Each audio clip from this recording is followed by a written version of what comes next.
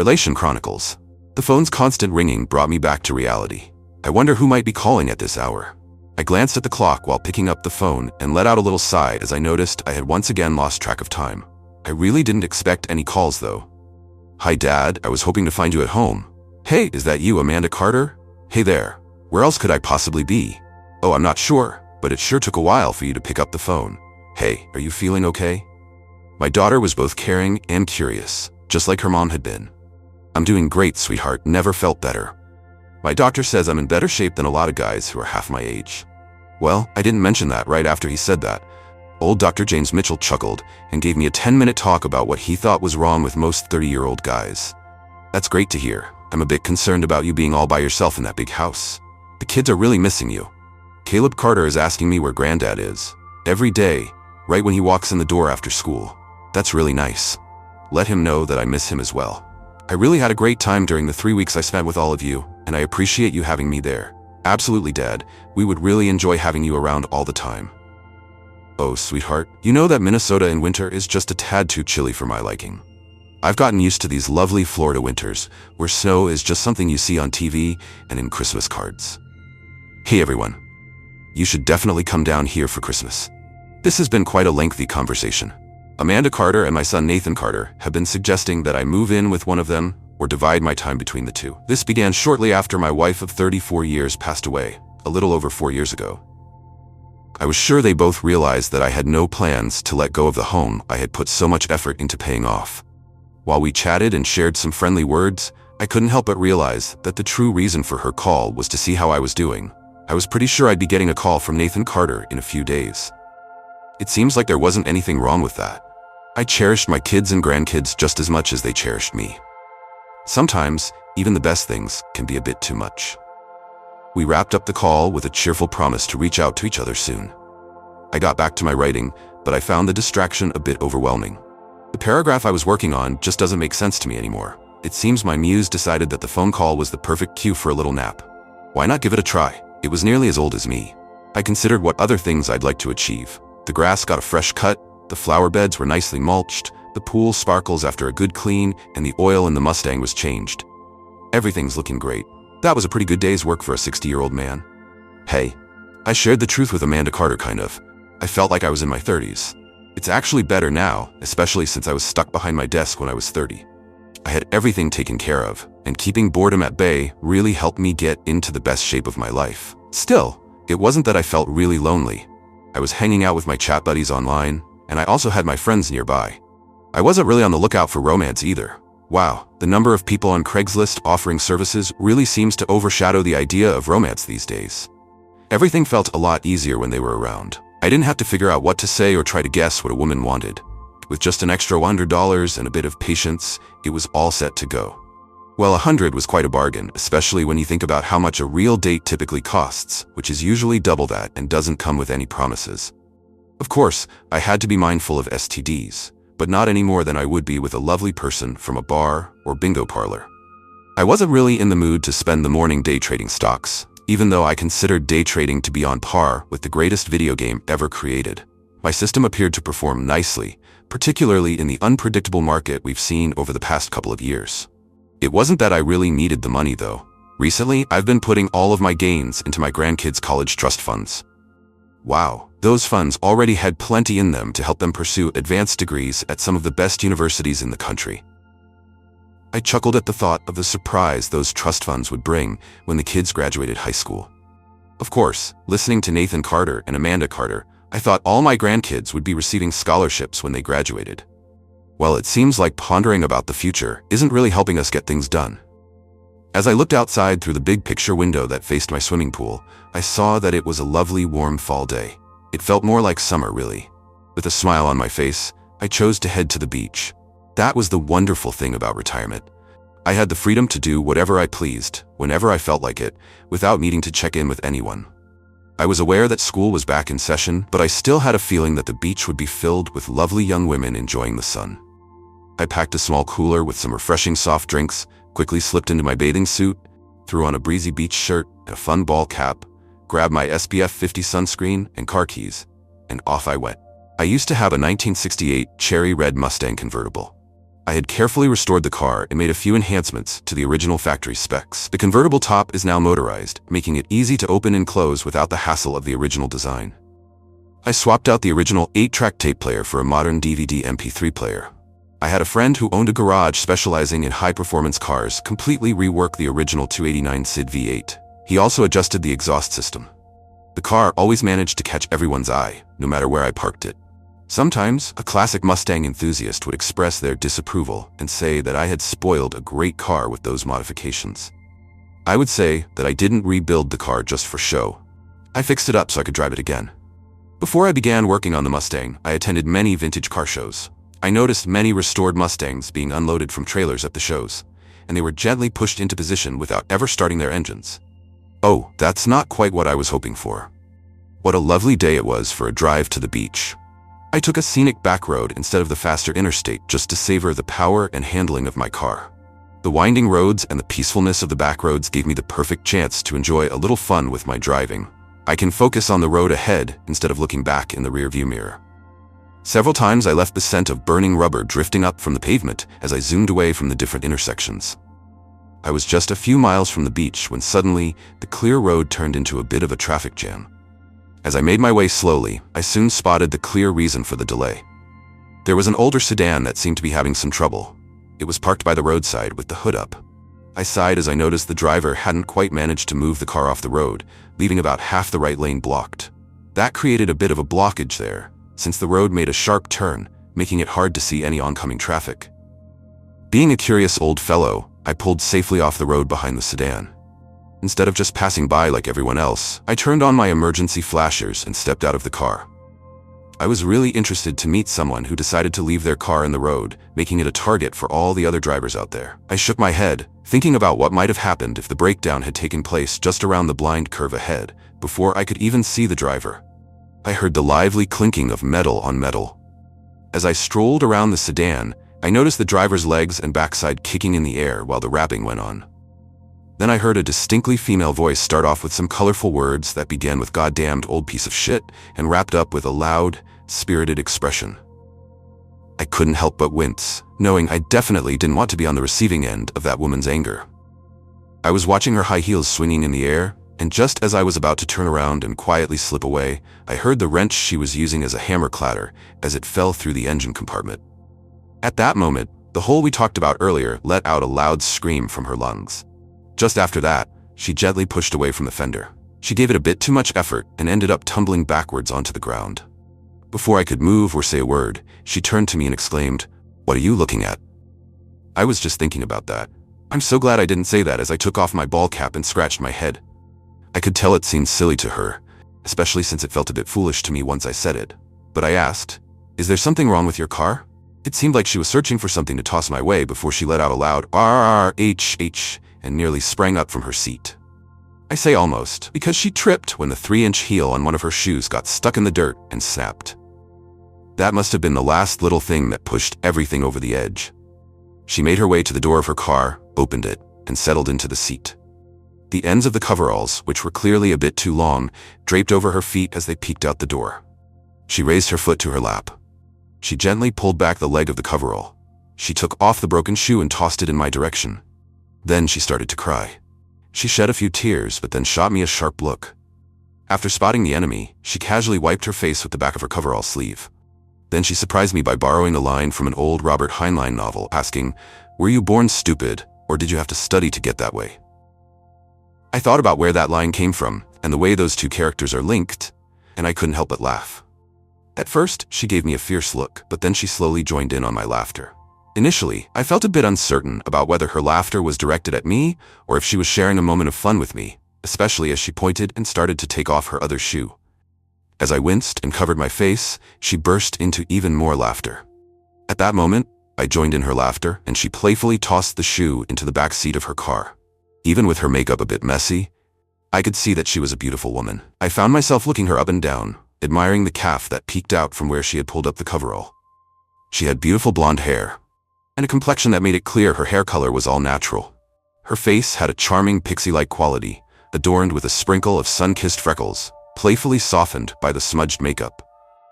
Once the laughter died down a bit, I learned that she was running really late for an important job interview. I was running a little behind when I started to downshift to slow down for that tricky curve. I realized the shift mechanism was stuck right away, since I've experienced that before. I jumped out, picked up my boyfriend's coveralls and a wrench from the trunk, and thought I could have it fixed in just a minute.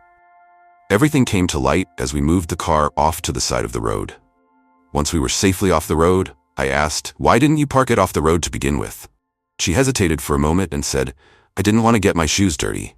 She then held up her hand and continued, "I know how that sounds, but this interview was really important to me, and there wasn't any traffic that I could see. I figured it would just take a minute to fix the car. I was in a bit of a rush, you know?" I just nodded in agreement and opened the hood again, not really having anything else to add. I noticed that the last person who worked on the shift linkage used an oversized cotter key to connect one of the linkages, and they left the tangs sticking out. It seemed that her tapping on the linkage had successfully bent those tangs nicely around a nearby linkage. I managed to fix this for now by trimming the extra part of the cotter key. Once I got the gear shift all sorted out, I went ahead and closed the hood. She took off the coveralls, tossed them into the back seat, hopped into the car, closed the door with a thud, and started it up. With a shake of her fist out the window, she made a quick U-turn and zoomed back down the road, leaving without a thank you or goodbye. I opened the trunk of my Mustang and wiped my hands on the towel I had inside, gazing down the road after her. After reflecting on the conversation and the behavior of the younger generation, I finally hit the road and continued my journey. The brief glimpse of her petite but perfectly proportioned body, hidden by the coveralls, stayed in my mind, making it hard to shake off my confusion about why she had left so suddenly. I found myself losing interest in girl watching as I kept going over the end of the encounter in my thoughts. As a writer, I understand that individual behavior can be quite unique, but coming from the South, I've grown used to a certain standard of civility. At that moment, I eased my pace to let a car pull out of a crowded parking lot and onto the busy street in front of me. The driver gave a friendly wave of thanks. Well, at least the whole world hasn't completely lost its mind. I wasn't quite certain where I was headed anymore, but I noticed that the gentle gnawing feeling just above my belt signaled that it was time for lunch. The main street of this charming beach town featured a variety of delightful restaurants, including a few specialty seafood spots. I went to one of my favorite spots.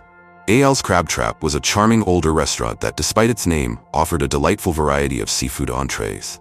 Absolutely, their signature dish was the most amazing crab cakes on the Gulf Coast of Florida. I was already imagining a delicious crab cake basket while I navigated through the busy parking lot next to the big wooden building.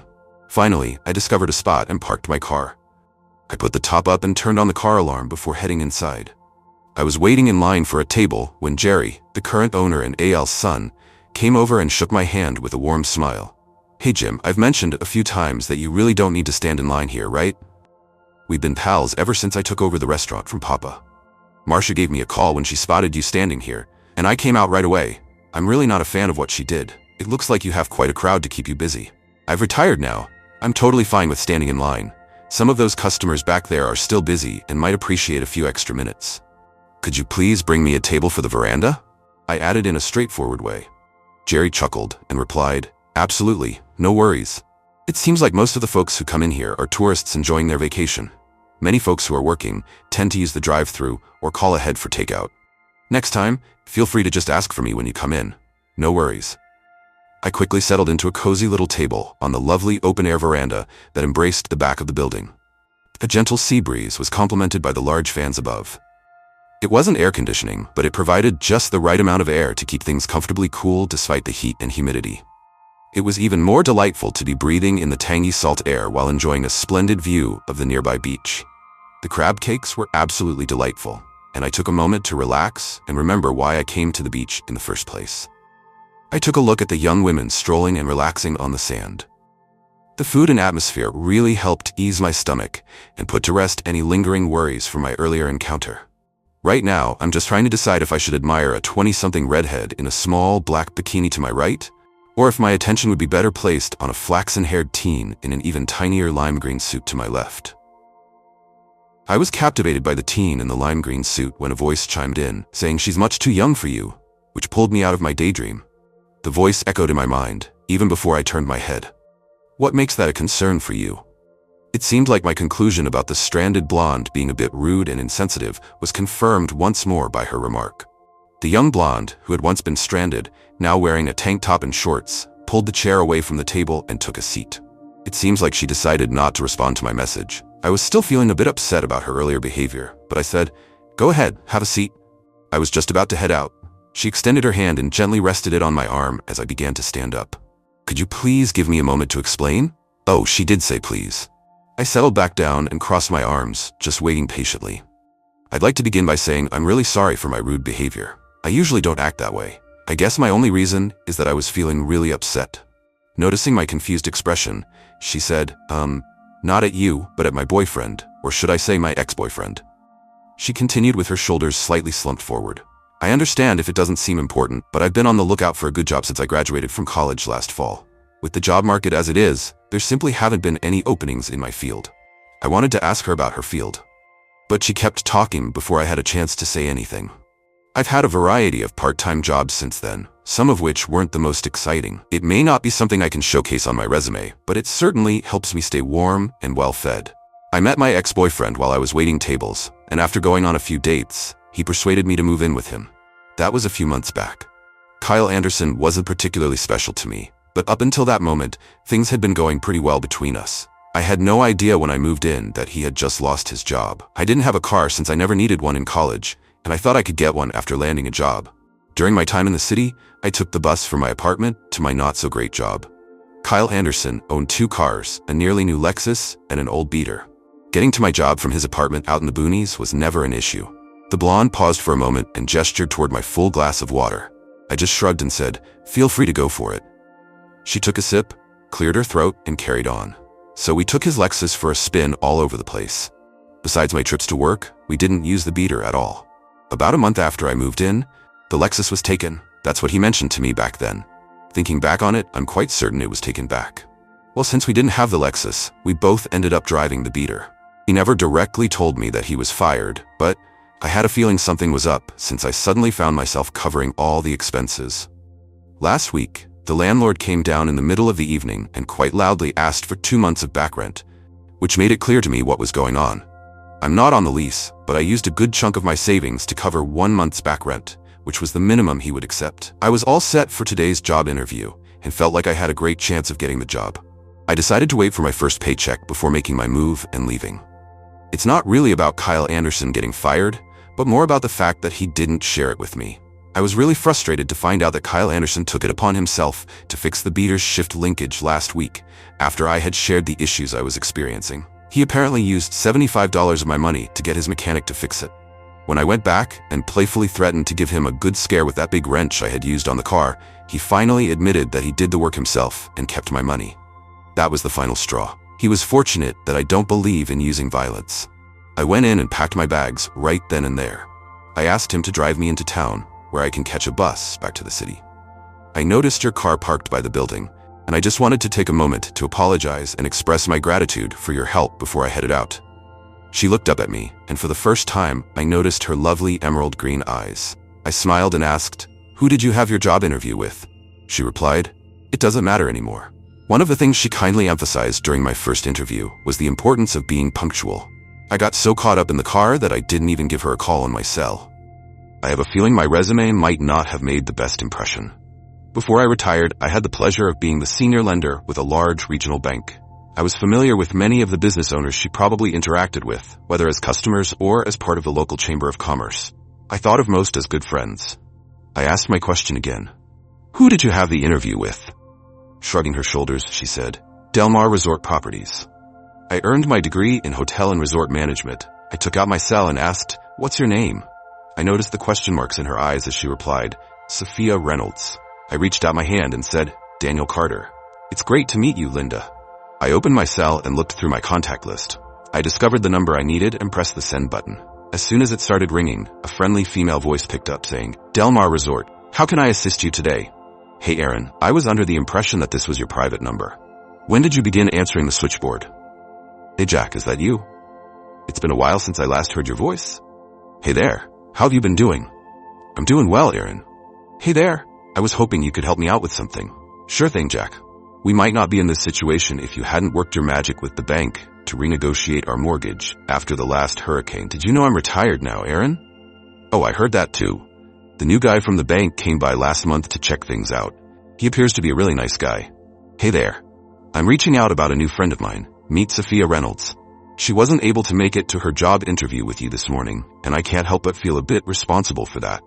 Hannah Brooks laughed and said, I'm not going to ask what happened. Is it possible for her to be here at 3? I covered the mouthpiece of the phone and asked, can you make it by 3? Linda's mouth dropped open, and I replied, she'll be there. There was a little pause on the line, and Hannah Brooks finally said, just keep this between us. But I had already made up my mind to hire her based on her transcripts and her last interview. I felt quite let down when she didn't make it. How about this morning? It's just the cherry on top to know she's a friend of yours. Just ensure she arrives here this time. I'll take her over myself. Thank you so much, Aaron. Make sure to look after yourself, Jack, and keep in touch. I think I'll pass on that. See you later. When I turned back to Linda, she smiled at me and said, thank you, but you didn't have to do that. This isn't on you at all. That's true, but it wasn't really your fault either. We've got around 2 hours to hang out before your interview. Would you like to go out for lunch? My treat. The crab cakes here are absolutely the best I've ever had.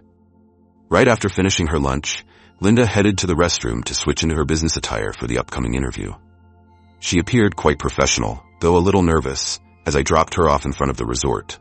I shared my cell number with her so she could give me a call once the interview process was wrapped up. I've had the pleasure of mentoring at least a dozen enthusiastic young college graduates throughout my banking career. I didn't really see this as anything too different. I'm used to the fact that she was definitely the most attractive young executive I had ever mentored. I also understood that my support would have to go far beyond just a kind word of advice. I headed over to the closest branch of my bank and took out $500 in cash, so Linda would have some spending money. I typically don't carry more than $50 with me at any time, thanks to my debit, credit, and other cards. I paused to fill up the gas tank at the convenience store by the bank, then popped inside to grab a newspaper after fueling up. My Mustang caught some admiring glances and even a friendly wave from a group of teens as they rode by on their beach bikes. I hung out for a bit until the traffic lightened up enough for me to head out of the parking lot. Everything had happened in under an hour, but I thought it best to head back since I figured Hannah Brooks wouldn't keep Linda busy for too long with me waiting. I guess I was mistaken, since I read through all the interesting articles in the paper, and still no sign of Linda. I was feeling a bit restless when my phone rang. Actually, it was Erin, not Linda. She almost giggled as she said, I didn't know your tastes ran to petite blondes. I chuckled and replied, you're the second person today to comment on my taste in women. Hannah Brooks replied, honestly, I don't even need to guess who the first one was. It sounds like your ears might be a bit red, since we spent a good chunk of the last hour chatting about you. When I asked Linda if she had any questions, she had quite a few about you. She really admires you, and I didn't want to change her mind too much. She's such a lovely girl, and I truly appreciate you for helping us keep her close. She'll be out as soon as she wraps up filling out her W-4. I just had her fill it out today to keep her occupied while I made this call. See you later, Jack. It seems like she's calling for you now. I just finished my call with Hannah Brooks when Linda called me right away. I'm so excited to share that I got the job. I can hardly believe it. Hey, when are you able to come and get me? Everything was just continuous. I mentioned to her that I was waiting out front. Just as I was about to hang up, she dashed out the door and hopped into my car. All I had the opportunity to ask was, how did it go? After that, I received a detailed account of at least the first part of the interview. She wrapped things up by saying, I thought this was a pretty rough day until this afternoon. I've come to see that breaking down in that old beater was the best thing that ever happened to me. According to Aaron, your recommendation was nearly as valuable as my 4 years in college. I humbly mentioned that it was just a great example of how networking can really make a difference. We enjoyed a nice ride with Linda, who was quiet for a bit. She was sitting there with a smile, gazing straight ahead, one arm casually resting on the window ledge, while her fingertips gently danced across the top of my shoulder in a carefree manner. I glanced over and saw that her skirt had hiked up a little. Surprisingly, there was actually less on display than what I had already noticed in the shorts she wore earlier. But there was something about her legs being revealed this way that felt even more appealing.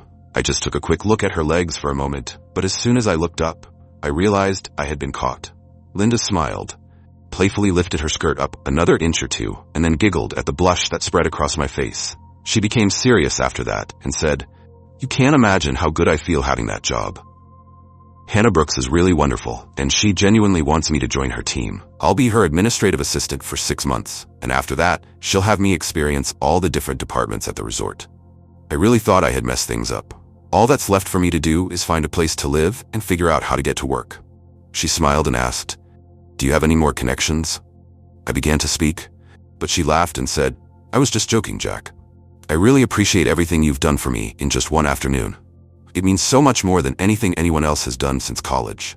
I playfully said, "I'll do just about anything to have a lovely girl sit in the passenger seat." Then, with a more serious tone, I said, "Seriously, Linda, this is almost nothing. You might have heard me mention to Hannah Brooks that I'm retired, but I bet you're curious about what that really means. I got accustomed to a lively lifestyle. I spent over 30 years working 10 to 12-hour days during the week. I found myself in charge of hundreds of people. Since I retired, I've been on the lookout for fun things to keep me busy. I do volunteer work, day trade on the computer, take care of all my housework and gardening, but I still find my life feeling a bit empty. I jumped back into work right away, but I know the young men I trained to take my place wouldn't really appreciate me sticking around." Linda nodded and shared, "Hannah Brooks mentioned that you decided to retire when your wife was diagnosed with cancer so you could be there for her. She mentioned that she wasn't sure you were truly ready for it." We were paused at an intersection, eagerly waiting for the light to change. I gently closed my eyes, letting the memories of those days wash over me. In response to her unspoken question, I said, "I don't think many people are really ready for those kinds of life changes. I thought that once I retired, we would have some lovely years to enjoy together." It was just under 4 months. After that, I needed at least a year before I could return to work. That was 4 years ago, and I found a way to move forward. I tried to steer the conversation back to her situation and said, "I don't really enjoy discussing those times. Hey there, I have a straightforward idea for your housing and transportation challenges, if you're open to it." Linda smiled and said, "Jack, I've already got it all figured out. Could you please drop me off at the next bus stop? I'll be heading back to the city to move in with my girlfriend and her boyfriend for a bit, until I can find a place of my own." The bus operates in both directions on a pretty reliable schedule, and after a few paydays, I'll have enough saved up to find a place closer to work. There's a lovely new apartment complex in Midway Village that's just a quick 30-minute bus ride from here. Look, I can handle a few things on my own. I started to realize that Linda was a much more interesting person than I initially believed. "Oh, that should probably do the trick. It's not perfect, but it'll do the job. As Aaron's assistant, you'll be looking at a minimum of 10 hours a day, and some days might stretch a bit longer. If I recall right, it's about an hour-and-a-half ride from the last bus stop in the city to the first one at the beach. There are so many fun stops along the way. If you can prepare for work in just half an hour without waking your girlfriend, and either skip breakfast or have it on the bus, your days will begin at 5:30 in the morning and wrap up around 7 in the evening. Sure, that's on a light day, and it assumes the bus runs on schedule, which is something that rarely happens. I really have to give credit to Linda. She handled it so well and confidently replied, "I've done it before, and I can do it again." "I'm not helpless, just so you know." I let out a little chuckle and said, "I know that. I didn't say that you were. What I'm saying is that you really don't need to do that. There's another friend of yours who lives nearer to the resort office and has an extra car available. Quite a few of them, actually. Why put in all that effort when it's not necessary?"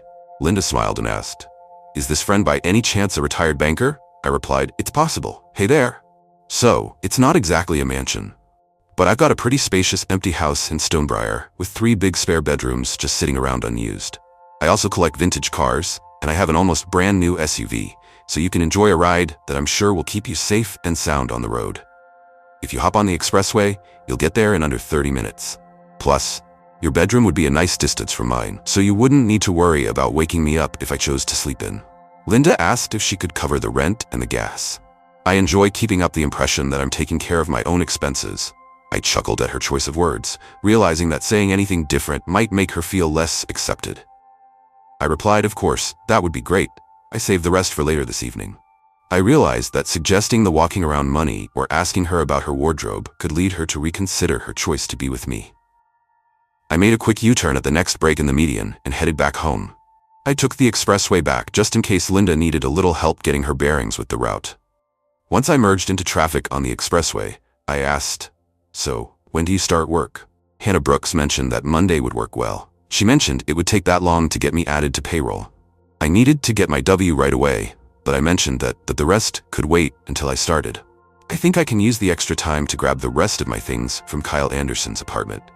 I should probably take care of that soon because I have a hunch that once the landlord notices I've moved out, he might also ask Kyle Anderson to leave. I casually mentioned that we could swing by and grab your things tomorrow if that works for you. I winced almost as soon as I said it, realizing that saying we might be a little presumptuous. Linda seemed totally okay with it and said, "I guess we should." I couldn't help but smile at that we. Perhaps the other things I wanted to do for her won't be as difficult for her to embrace as I initially believed. One of the few perks of getting older is that my sex drive has decreased, which has helped me manage my libido more effectively. It seems like my libido is becoming a bit tricky to manage when I notice a bulge in the front of my trousers.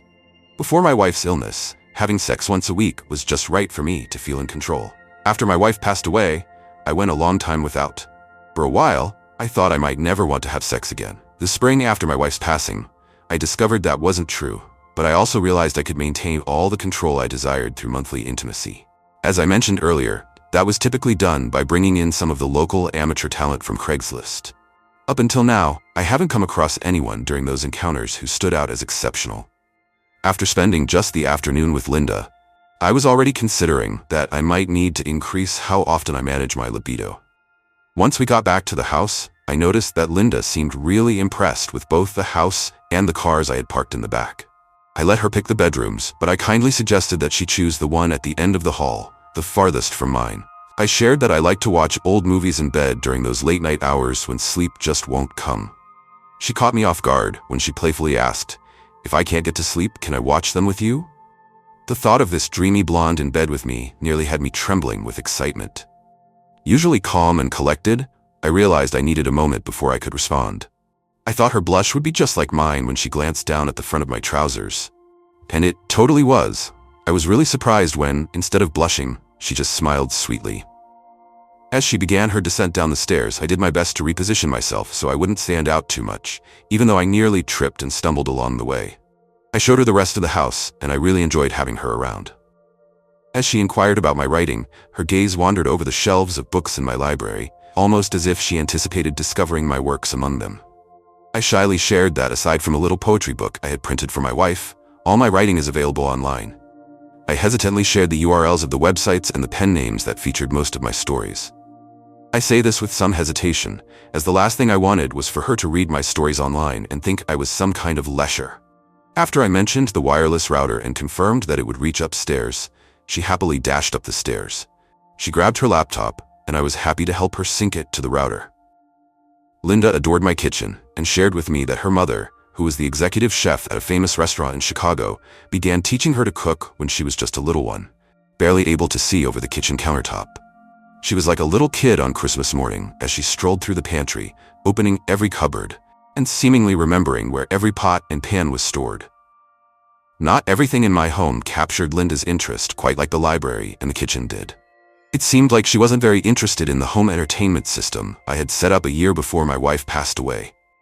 I've only had the chance to use the equipment a handful of times since my wife passed away. I really enjoyed watching old movies and quirky sporting events on the smaller screens in the cozy spots of my office and bedroom. Once we wrapped up the house tour, I handed her a key and set up a special guest code for her in the alarm system.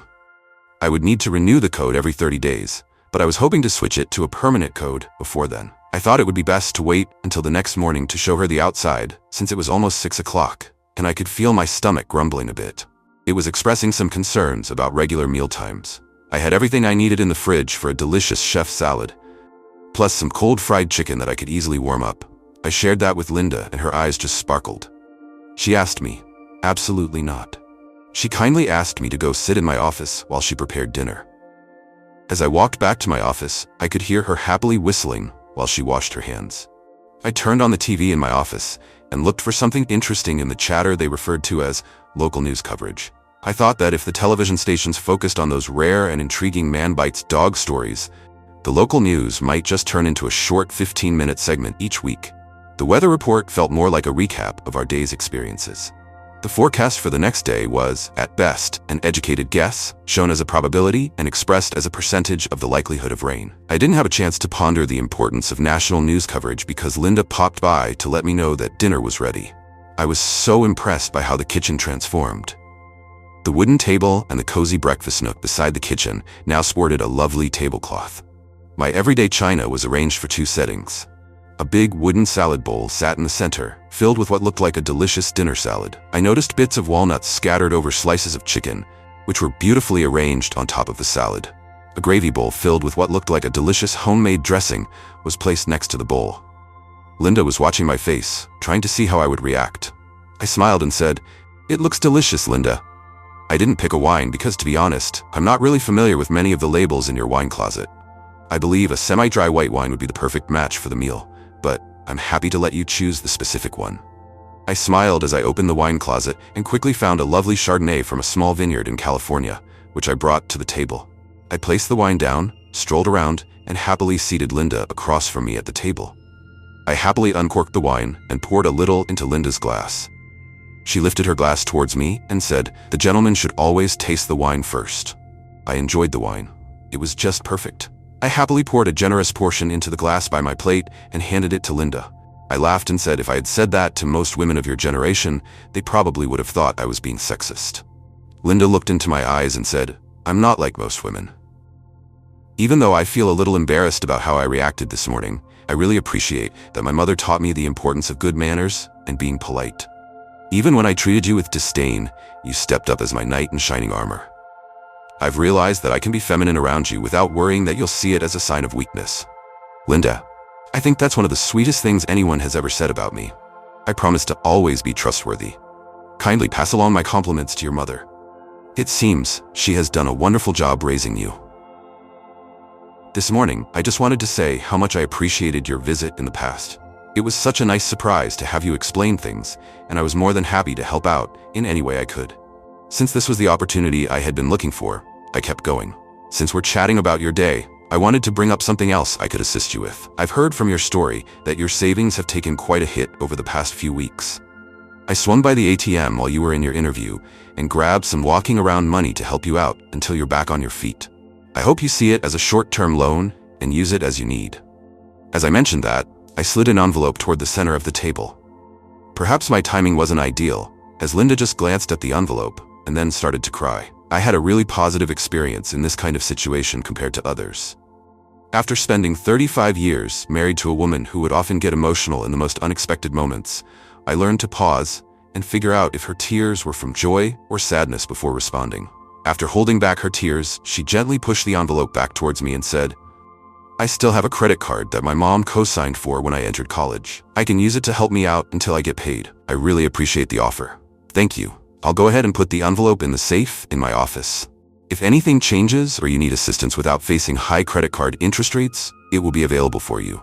We enjoyed our meal quietly together. The meal was fantastic. The dressing was really tangy and delicious. This kind of salad diet would definitely make my doctor happy too. I polished off the last bite of my big salad and topped up our wine glasses before breaking the quiet. "Wow, I can't believe you put that together so quickly.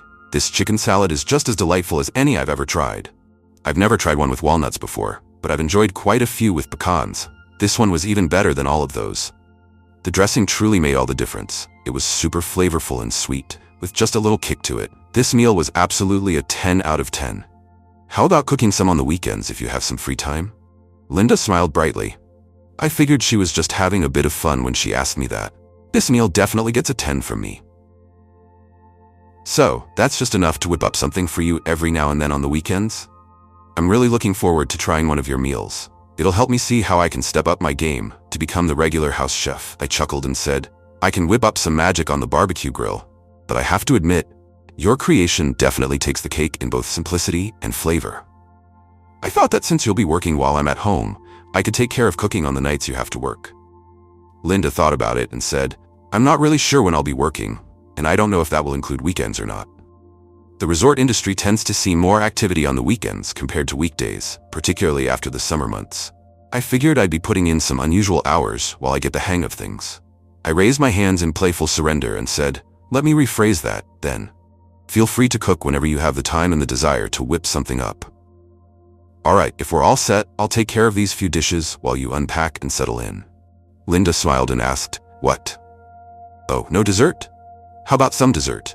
I'm sure you were too busy to whip up any dessert." Linda got up and strolled over to the refrigerator. She opened the freezer door and came back with a little tray that had 2 small cream pies and 2 spoons on it. Each was in what looked like a martini glass. She placed the tray in front of me, grabbed her own along with a chili dessert spoon, and settled into the chair right beside me. With her knee brushing against mine, she took her first bite of the dessert and said, "Mem, this is good if I do say so myself. I think you might need to give me an 11 or 12 now. I picked up the other glass and gave the dessert a taste. She was absolutely right. This was absolutely delightful. It had the delightful flavor of raspberries and the light, smooth texture of whipped cream. Small pieces of walnut were sprinkled across the top, and a couple of vanilla wafers were artfully wedged into the dessert on opposite edges of the glass. It was a bit of a mystery, since I was sure I didn't have any raspberries in the kitchen. I was aware that she had only spent about 20 minutes in the kitchen before she invited me to dinner. At last, I couldn't hold back any longer, so I asked, "Where did you find those delicious raspberries?" "I'm pretty sure there weren't any in the kitchen.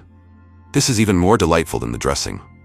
Licking a little of the cream from the tip of her spoon, she playfully asked, "So if I share my kitchen secrets, will I earn 1 or 2 more points?" I licked my spoon with my whole tongue and said, "On a scale of 1 to 10, you can't get any better than a 10, and this dessert is definitely a 10. With one of my legs playfully caught between hers under the table, she asked, "So that means I can add the 10 from the salad to the 10 for the dessert?" And receive 20. "Isn't that so?" Understanding that the tasty dessert wasn't connected to how I was feeling, I replied, "Sweetheart, you can take all the points and anything else I have that you'd like."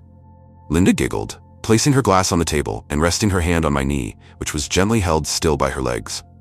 She gazed into my eyes and asked, "Really? Is it really anything I can choose?" I was captivated by her emerald green eyes and could only respond, "Anything." It's been 6 months and she really has everything she could wish for. Our joint bank account now includes her name. The deed to our house has her name on it, right beside mine. She even adopted my last name as her own. It was a bit more challenging to convince my daughter of our love compared to my son or her mother. Amanda Carter was always Daddy's girl, and I believe she felt like Linda was somehow taking her place. The truth is, my grandkids have the coolest grandmother south of the North Pole, and they totally know it. My grandson Nathan Carter, who once joked about marrying his mom when he grew up, is now quite serious about wanting to marry both his mom and his grandmother in the future. The only thing he doesn't know yet is that he's going to have a new aunt or uncle who's just 5 years younger than him. Hey there, wonderful listeners, we'd love to hear your thoughts in the comment section below. And if you enjoy what you hear, don't forget to like, share, and subscribe.